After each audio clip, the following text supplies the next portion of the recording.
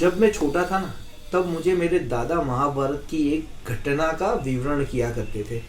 हो सकता है ये एक घटना सच्ची भी हो। महाभारत में 5 पांडव थे।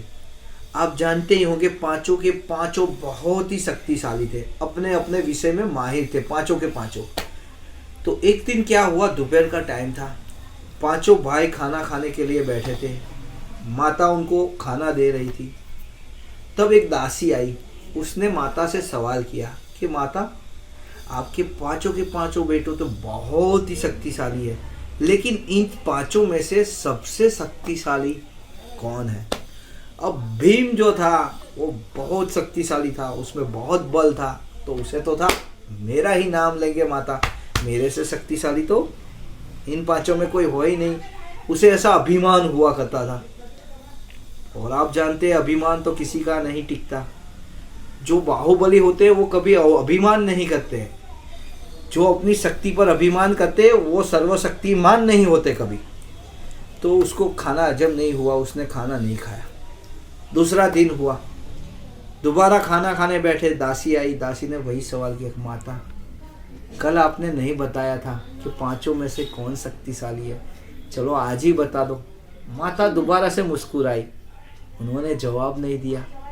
तो भीम को बहुत बुरा लगा, बहुत गुस्सा चढ़ा कि माता मेरा नाम बोलने में क्यों इतना हिचकिचा रही है, मैं इतना शक्तिशाली हूँ, मेरा नाम क्यों नहीं बोल रही है। उसने खाना नहीं खाया और गुस्से में घर छोड़ के जंगल की ओर चलने लगा। चलते चलते रात हो गई, वो रास्ता भटक गया। उसने 2 दिन से खाना नहीं खाया था। और आगे चलते चलते दूसरे दिन सुबह हो गई। रास्ता भूल चुका था। एक बड़ा सा बंदर एक पेड़ की छांव में अच्छे से सो रहा था।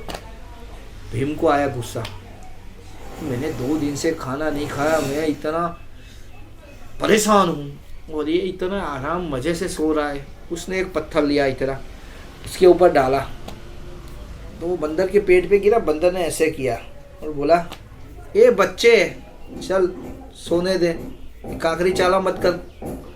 भीम को और गुस्सा आया कि मैंने इतना बड़ा पत्थर डाला और ये बोल रहा है काकरी चाला मत कर। भीम ने दूसरा बहुत बड़ा पत्थर भारी उठाया और उस बंदर पे फेंक दिया। बंदर पे गिरा। बंदर ने दोबारा ऐसे किया, अबे बच्चे अब तेरी शैतानी बहुत हो गई, तुझे इसकी पनिशमेंट मिलेगी, सजा मिलेगी। जा तू भाग सकता है उतना भाग ले, आज सूर्यास्त के टाइम पे तेरे को कच्चा खा जाऊंगा और मारूंगा तेरे को। अब भीम को पसीने निकल गए कि ये कोई बहुत बाहुबली आदमी है, इसके आगे तो मैं कुछ भी नहीं हूँ। वो भागने लगा भागने लगा भागने लगा। शाम होने को आई।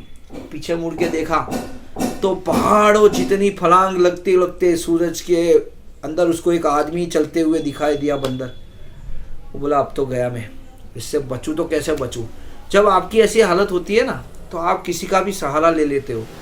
तो उसने ढूंढा तो वहाँ पर एक आदमी बैठ के कुछ साधना कर रहा था।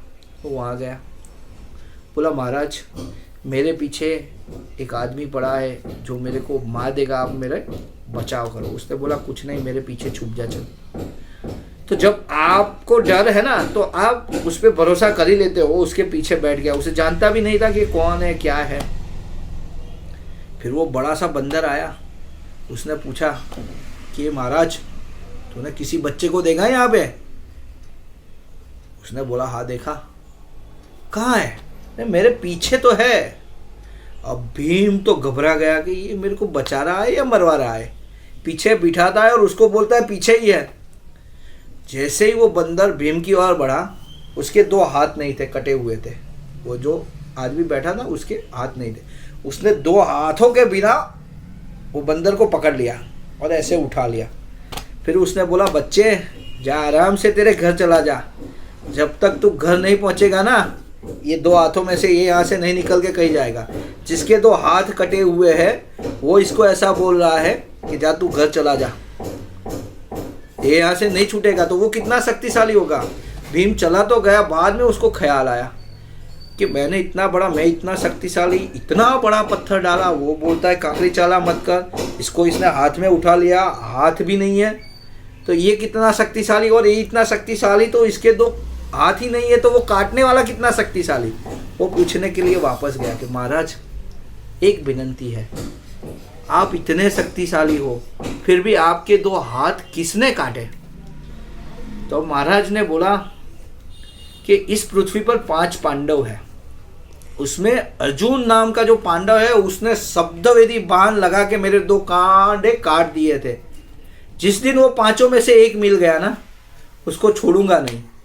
अब भीम ने अपनी पहचान नहीं बताई, नीचा मुंह करके घर चला गया और सीधा खाने रसोई घर में जाके खाना खा लिया।